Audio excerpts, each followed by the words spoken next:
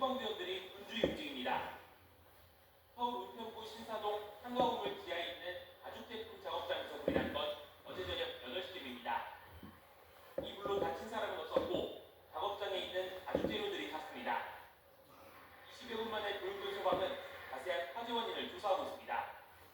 고속도로가 주차장이 된 듯 차들이 옴짝달싹하지 못한 채 줄줄이 비상등을 켜고 서 있습니다.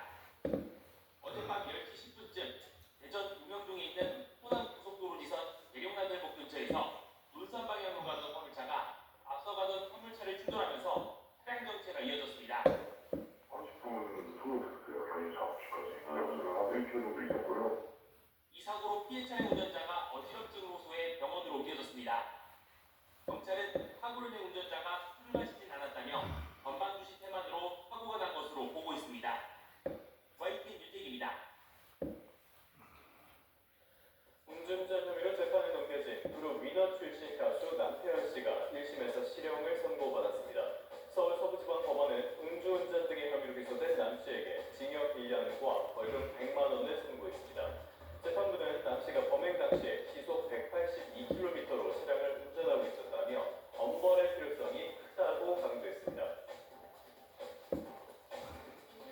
먹방 유튜버인 찌양에 대한 공갈 혐의로 징역 3년을 선고받고 구속 중인 유튜버 구재혁이 찌양을 무고한 혐의로도 검찰에 넘겨졌습니다. 경기 수원 8달 경찰서는 지난달 30일 유튜버 구재혁으로 활동한 이준희 씨를 찌양에 대한 무고 혐의로 송치했습니다. 이 씨는 지난해 2월 찌양이 형사처분을 받게 할 목적으로 허위 내용의 고소장을 써 서울 강남경찰서에 내는 등 무고한 혐의를 받고 있습니다. 지금까지 사건사고 소식이었습니다. 다음 소식입니다. 박상현 검사를 위증 혐의로 고발한 더불어민주당이 이번에는 연어 술파티 의혹을 규명하겠다며 현장 검증에 나섰습니다. 국민의힘은 의혹이 허위란 점만 증명됐다고 맞선 가운데 이번에도 반발과 고성이 이어졌습니다. 김철희 기자의 보도입니다.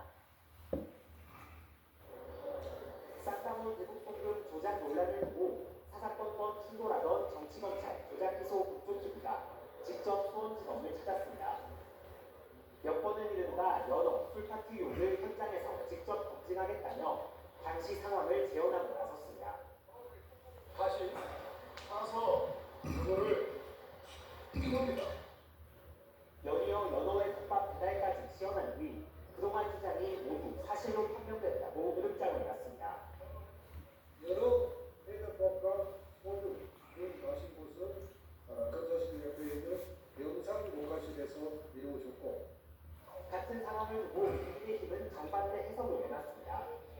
15분 남짓한 시간 동안 술을 마시고 감쪽같이 판기를 시킨 뒤 진술까지 회유하는 게 말이 되겠느냐며 허구성만 입증됐다고 반박했습니다.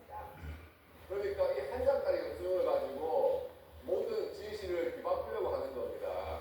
확인해 보니까 황당한 주장입니다.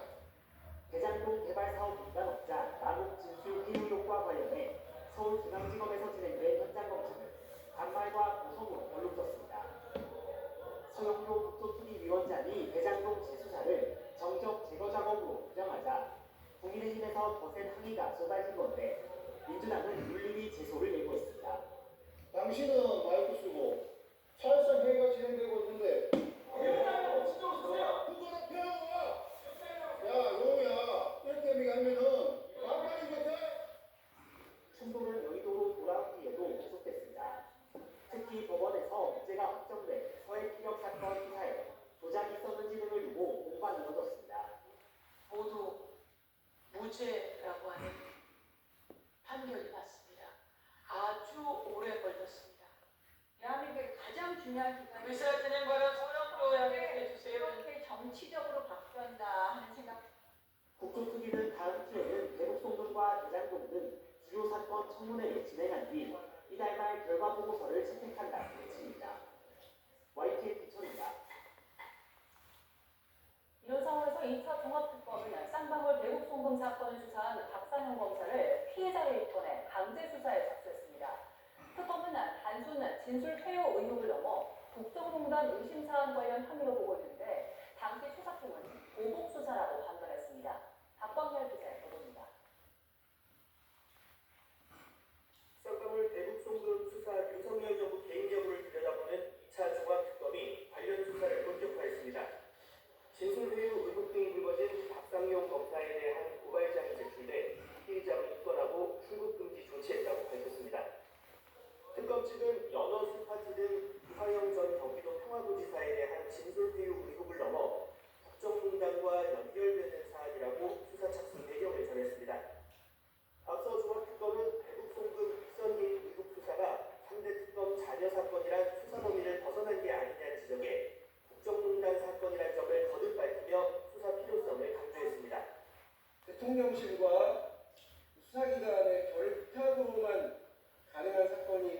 아닐까라고 국가 권력에 의한 초대형 국정농단 의심 사건이라고 저희는 보고 당시 수사팀은 강하게 반발했습니다. 박 검사는 특검이 불법 국정조사에 도움이 공소취소 시나리오에 소모품에 불과하다고 날을 세웠고 대북 송금 수사를 지휘했던 홍순욱 전 수원지검장도 이전 부지사의 유죄 확정 판결을 거론하며 보복 행위로 규정했습니다. 논란은 또 다른 지점에서도 불거졌습니다. 김지미 특검보가 김어준 씨 유튜브에 업로드되는 프로그램에 출연했는데 수사가 진행 중인 상황에서 특정 성향 매체와 수사 내용 그대로 인터뷰를 진행한 것이 이례적이라는 겁니다. 김 특검보는 YTN에 특검 활동을 국민에 알리는 것도 공보의 일환이라며 인력 문제는 2차 특검의 특수성에 대한 설명이 필요했다고 취지를 전했습니다. YTN 박광일입니다. 네, 다음 소식입니다. 일단 미사일 도발에 나선 북한이 중요 무기 체계를 실험을 진행했다면서 구체적인 내용을 공개했습니다. 이번 중동전쟁에서 등장했던 이른바 악마의 무기, 집속탄 시험 발사도 했고 촉구장 10개 면적의 표적 지역을 초토화했다고 주장하기도 했습니다. 이종원 기자입니다.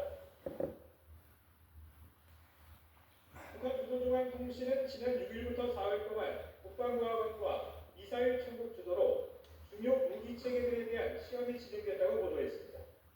북한이 이틀 연속 미사일 도발에 나섰다고 밝힌 우리 군의 앞선 발표보다 하루 더 긴 기간입니다. 특히 북한판 이스칸들로 불리는 단거리 탄도미사일 화성11 가형에 산포 전투부, 즉 집속탄두를 장착해 위력을 평가했다고 전했습니다. 이를 통해 6.5에서 7헥타르, 축구장 10개에 달하는 추적 지역을 초강력 밀도로 초토화할 수 있다는 걸 확증했다고 주장했습니다. 집속탄은 수백 개의 자탄이 들어있어 공중에서 폭발하면 민간인까지 무차별적 피해를 볼 수 있는 만큼 비인도적 무기이자 악마의 무기로도 불립니다.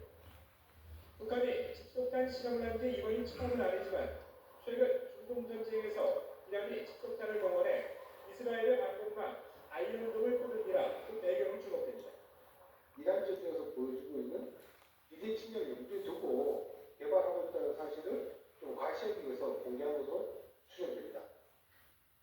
이외에도 북한은 전자기기를 무력화하는 전자기 무기체계 시험과 정전폭탄인 탄소섬유 모의탄 살포 시험도 함께 진행했다고 공개했습니다. 북한은 이번 시험들이 정기적인 활동의 일환이라고 주장했지만 이딴 대남 비난 담화에 의한 도발인 만큼 군사적 목적과 함께 정치적 의도도 담긴 거라 분석이 나옵니다. 말과 행동, 즉 군사력으로 한반도 전세 주도권을 견제하려는 공세적 국가 수호 전략으로 판단이 됩니다. 다만 김정은 국무위원장은 이번 시험 발사를 승인하지 않았고 관련 소식이 주민들이 보는 노동신문이나 방송에 보도되지 않았습니다. YTN 이종원입니다. 한미 공군이 오늘부터 오는 24일까지 광주기지에서 연합공중훈련 프리덤 플래그를 시행한다고 밝혔습니다. 프리덤 플래그는 매년 상반기와 하반기에 정례적으로 하는 한미 연합 대규모 공중군사훈련으로 전투기와 소통기, 조기 경보 통제기와 무인기 등 양국이 보유한 공중전력이 대거 동원됩니다.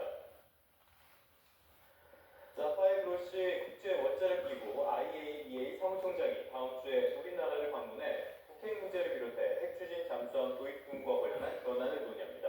외교부는 그로시 사무총장이 조현 외교장관의 초청으로 오는 14일부터 15일까지 1박 2일 일정으로 한국을 방문할 예정이라고 밝혔습니다. 4월 10일 금요일 오늘의 주요 일정 살펴봅니다. 한국은행 금융통화위원회가 오늘 통화 정책 방향 회의를 열어 이달 기준금리를 결정합니다. 시장에서는 중동 사태에 따른 물가 상승과 경기 하방 압력 때문에 기준금리가 연 2.5%로 7번 연속 동결될 거라는 관측이 지배적입니다. 국회는 오늘 보도회의를 열고 중동과의 경제 위기 대응을 위한 이른바 추경 전쟁 추경을 처리합니다. 여야는 정부가 제출한 26조 원 규모 추경안에 대해 상임위를 거친 예산안을 놓고 예산결산 특별위원회 소위 심사를 마친 뒤 최종안을 확정할 전망입니다. 서울시는 오늘부터 6월 5일까지 여의도와 숙성, 잠실 한강공원에서 드론이 밤하늘을 쏘는 한강 불빛 공연을 개최합니다. 공연은 회차별로 15분 동안 진행되고 서울시는 일정은 공공 와이파이 송출을 일시 중단합니다. 지금까지 오늘의 주요 일정이었습니다. 현재 전국 곳곳에 비가 내리고 있습니다. 비는 오늘 아침까지 이어지다가 오전이면 대부분 그치겠습니다. 양도 5mm 안팎으로 적겠지만 비가 내리며 가시거리가 짧아지고 도로가 미끄러운 곳이 많습니다. 출근길에는 평소보다 서행 운전 해주시기 바랍니다. 오후부터 하늘은 맑아지겠지만 경기도와 강원도 또 충북 지역은 늦은 오후까지 비가 이어질 수 있겠고요. 그 밖에 수도권과 충청 등 내륙 지역에서도 오후 한때 빗방울이 스칠 수 있겠습니다. 오늘 아침은 어제보다 2에서 7도 정도 높게 출발하고 있습니다.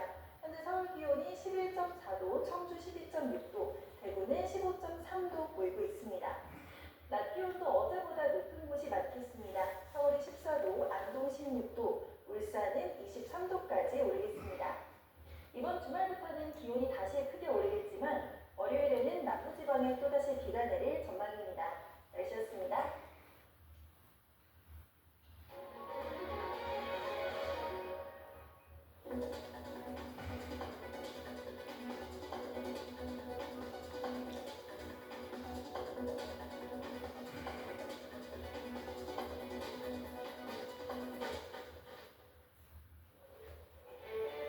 이 시간 주요 뉴스입니다. 트럼프 대통령이 호르무즈 지원의 미온적인 낙도를 거듭 압박했습니다. 나토 사무총장은 역할을 하겠다면서도 단계적인 접근을 강조했습니다. 미국과 이란의 2주 휴전협정에도 호르무즈 해협의 선박 통행량은 여전히 제자리 걸음입니다. 이란 고위 관계자는 휴전 기간 15척으로 통과를 제한하겠다고 밝혔습니다.